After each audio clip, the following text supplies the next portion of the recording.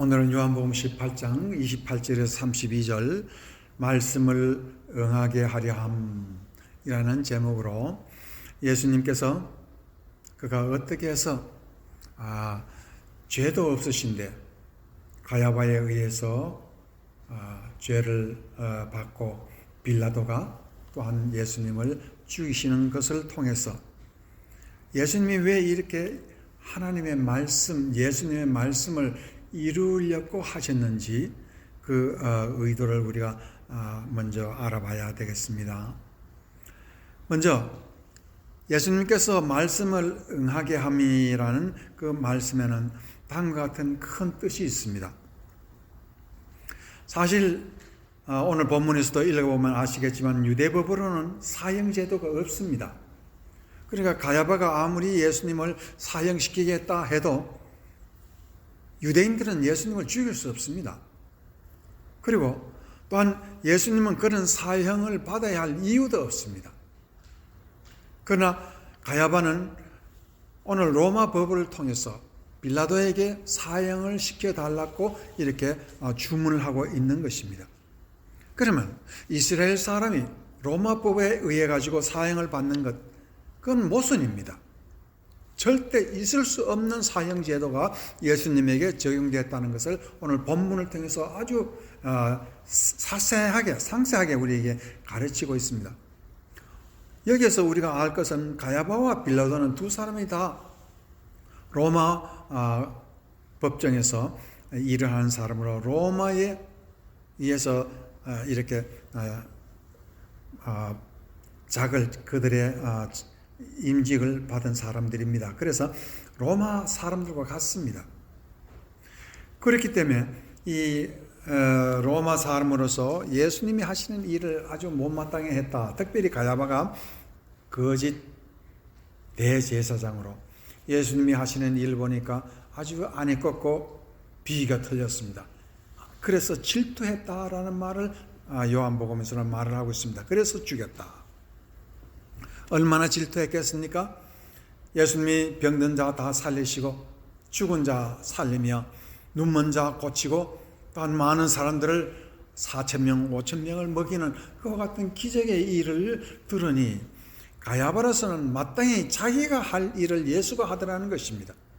그러므로 말미암아 가야바에게는 엄청난 대제사장으로 가짜이기 때문에 진짜 예수님에 대한 그 질투라는 건 말할 수 없었습니다. 그래서 그러한 이유로서 예수님을 죽이고자 하는데 이렇게 가야바와 빌라도는 합작해서 예수를 죽이고자 하는 것을 오늘 본문에서 보면 알 수가 있습니다. 특별히 유대 사람으로서는 예수를 죽일 수가 없는 그 법정 하에서도 예수를 죽였다 하는 것은 참으로 모순 덩어리였다는 것을 알 수가 있습니다. 그러면 예수님께서 오늘 말씀을 응하게 함이라 하는 것은 억울한 죽음, 모순 덩어리 속에서 예수님이 죽었다 하는 것은 왜 이와 같은 일이 일어났냐? 오늘 가야바라는 그 사람은 과연 우리에게 무엇을 말해주고자 하는 것인가? 가야바는 솔직히 말해서 자기의 힘을 드러내고 어찌하든지 자기는 죽일 수 없는 예수를 자기의 손으로 죽이고자 함으로 예수를 이기고자 하는 그 마음이 있습니다. 왜 가야바는 이와 같이 예수를 꼭 이겨서 죽여야 되는가? 그것이 문제입니다. 가야바의 인생의 목적이 무엇이냐? 그렇게 해서 자기가 얻는 것이 무엇이냐? 그것은 가야바가 우상이 되기 위한 것 하나밖에 없습니다. 그 말은 바로 이와 같은 뜻이 있습니다. 가야바는 마땅히 이스라엘 사람들의 앞에서 대제사장으로서 자기가 가짜인 것을 드러내지 않기 위해서는 뭔가를 힘을, 권세를 드러내야 되는데 그것을 진짜인 예수를 죽임으로써 자기가 예수와 같은 우상이 되고자 하는 것입니다. 이것은 단순한 일이 아니고 우리 인류 역사상에서 그것이 성경상으로 잘 나타나고 있습니다. 그래서 오늘 말씀을 응하게 함이라는 말씀 속에 가장 중요한 것은 무슨 뜻이 있느냐? 그것은 예수님이 돌아가시고 십자가에 돌아가시는 가장 중요한 뜻은 우상의 실체를 밝히면서 인생 가짜로 살지 말라는 것입니다. 우상이 되고자 하는 마음은 우리 마음속에 다 있습니다. 잘났다고 우리가 자랑할 때, 남들 앞에 이기고자 할 때, 그것은 전부 다 내 자신이 이겨서 남들 앞에 우상이 되고자 하는 그 마음이 우리 마음속에 잠재적으로 깔려 있다는 것을 말하고 있습니다. 그러므로 우상이 된다는 그 자체는 근본적으로 가짜 인생을 살고자 한다. 가야와 같은 이와 같은 가짜 인생이 되고자 한다는 것을 말하고 있습니다. 그러면 이와 같은 심리 현상을 성경에서 우리가 찾아봐야 되겠습니다. 어디 있습니까? 창세기 3장 5절. 참 이 말씀을 읽어보면 놀랍습니다. 모세가 이것을 성령에 의해서 이 창세기를 쓰지 아니했다면 이와 같이 놀라운 말씀이 창세기 3장 5절에 적혀져 있지 않았을 것입니다. 너희가 그것을 먹는 날에는 너희 눈이 밝아져 하나님과 같이 되어 선악을 알 줄 하나님이 아심이니라. 거기 보면 하나님과 같이 되었습니다. 하나님이 되는 것이 아니라 하나님이 같이 되었다는 것은 가짜 하나님이 된다는 그런 말씀이지요. 그럼 가짜 하나님이라는 것이 바로 무엇입니까? 우상입니다.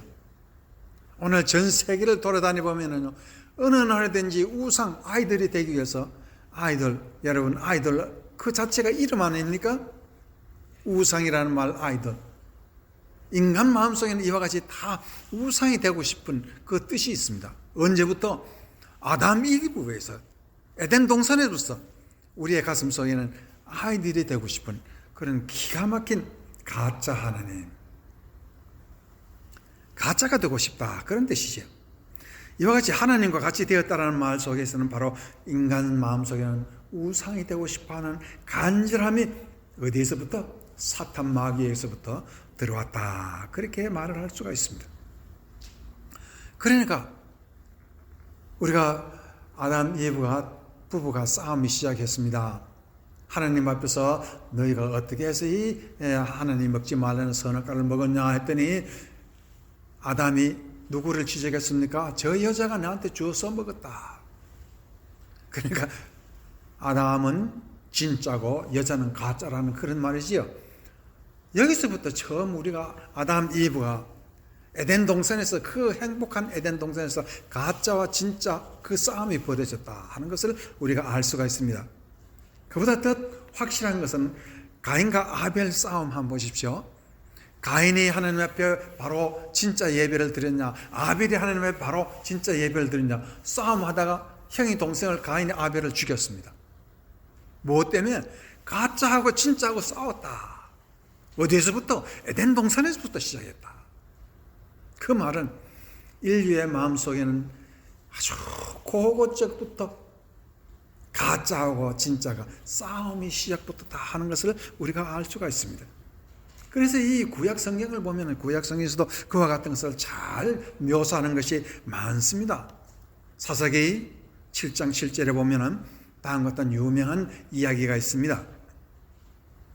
여호와께서 기드온에게 이르시되 내가 이 물을 핥아먹는 300명으로 너희를 구원하여 미디안을 네 손에서 넘겨주리니 남은 백성은 각각 자기의 처소로 돌아갈 것이니라 하시니, 이 말은 뭐냐면 기드온에게는 이 미디안으로부터 오랫동안 30년 이상이나 미디안의 종이 되어서 이스라엘 백성이 곡식을 추수하면 다 빼앗기고 그들에게 연장이 있으면 다 빼앗기고 철제 같은 건 다 빼앗기고 사람이 살 수 없는 그와 같은 경지에 이르렀을 때 하나님께서는 이 미디안을 쳐부수기 위해서 기드온이라는 사람을 불러서 이제 전쟁을 치르라 이렇게 힘을 줬습니다.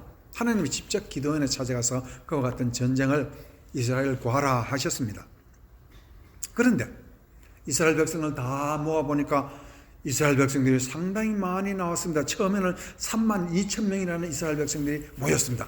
자, 우리 독립하자. 그렇게 해서 사람들이 모였는데 하나님께서 하시는 말씀이 뜻밖의 32,000 너무 많다. 너무 많다. 집에서 결혼했거나 장가간 사람 다 돌려보내고 근심 걱정 있는 사람 다 집으로 다 돌려보내, 바쁜 사람 다 돌려보내, 32,000명 중에 다 돌려보내니까 남은 사람들이 10,000명 남았습니다. 그러니까 하나님, 10,000명으로는 저 미디안 군사들이 개미떼처럼 많은데 이제 우리가 한번 싸워볼만 하지 않겠습니까? 했더니 하나님께서 하신 말이 10,000명 너무 많아. 그것도 너무 많으니까 다 돌려보내. 그래서 하시는 말씀이 사사기 7장 7절에 하시는 오늘 말씀입니다. 여호와께서 기드온에게 이르시되 내가 이 물을 핥아먹는 300명으로 너희를 구원한다고 그랬습니다. 손을 떠서 얼굴을 목을 굽히고 먹는 사람들 다 돌려보내요. 다 돌려보내고 핥아먹는 300명 그 사람만 뽑으라. 왜 이와 같은 일이 있었냐? 기드온의 다른 별명은 여룹바벨이라고 합니다.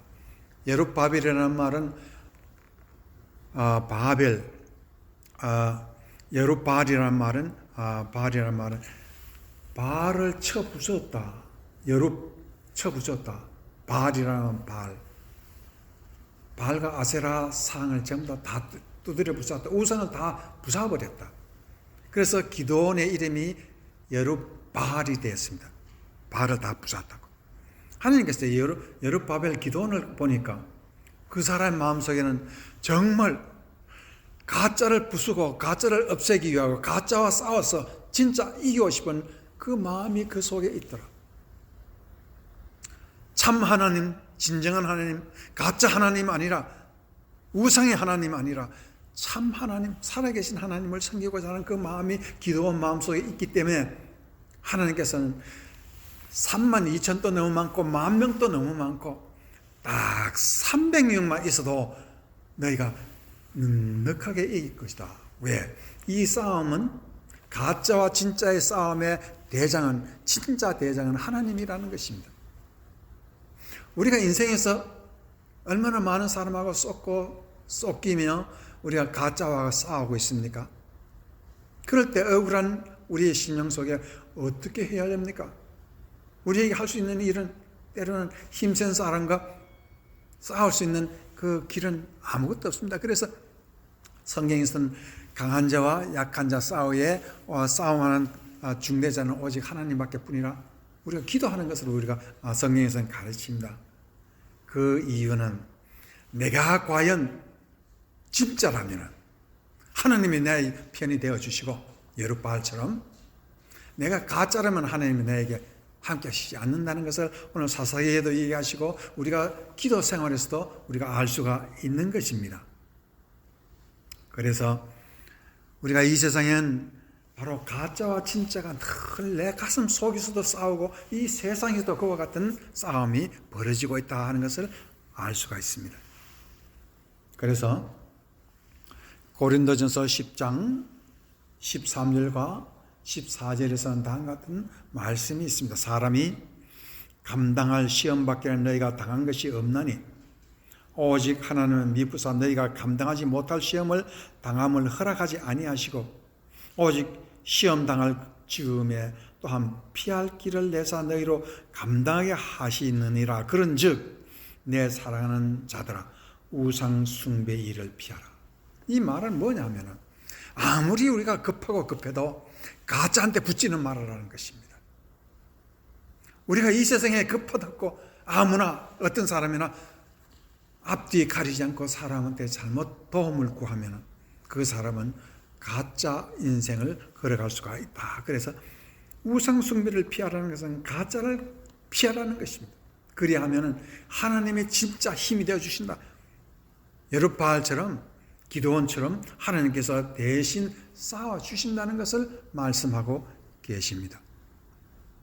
여기서 오늘 예수님은 참으로 우리에게 좋은 우리의 인생의 한 가지 그 진리를 가르치고 있습니다. 예수님께서는 도저히 이스라엘 백성 그 나라에서는 그 땅에서는 있을 수 없는 법적인 처리를 받았는데 그가 십자가에 죽으셨다는 것은 상상할 수 없는 일이지만 예수님은 자기가 십자가에 죽었다는 것을 미리 말씀하셨습니다. 그건 있을 수 없는 얘기를 예수님이 하셨는데 과연 그렇게 되더라는 것입니다. 그것은 바로 이스라엘의 가짜가 많으니까 이스라엘의 가짜들을 이기기 위한 하나님의 십자가의 큰 역사라는 것을 말을 하고 있습니다. 그러면은 예수님이 이와 같이 십자가에 죽으시기 위해서 자기의 말씀을 응하게 하셨는데